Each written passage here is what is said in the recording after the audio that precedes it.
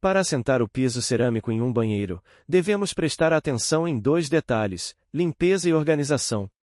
Quanto maior o rigor nesses detalhes, dificilmente sairá errado o assentamento. Primeiro, o requisito básico é ter o contrapiso preparado para receber a cerâmica. Para isso devemos fazer a limpeza do local, para que não haja erros no nivelamento e possíveis infiltrações. Para realizar o assentamento cerâmico no banheiro, precisamos dos seguintes materiais: impermeabilizante líquido, argamassa, rejunte, cruzetas e piso cerâmico.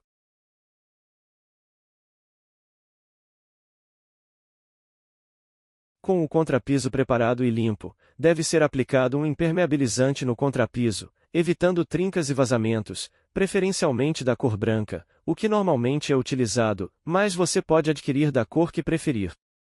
Após a aplicação do impermeabilizante, devemos preparar a argamassa, normal para piso cerâmico AC2 caso seja porcelanato AC3. Para saber a quantidade de água que será utilizada na argamassa, veja o manual de instruções da marca de argamassa escolhida. Normalmente a cada 20 kg é utilizado entre 3 a 4 litros d'água. Misture até ficar homogênea e aplicável no piso. Aplique a massa com cuidado, no contrapiso com a desempenadeira de aço dentada, o piso deslizando e demarcando o local. Faça como demonstrado no vídeo.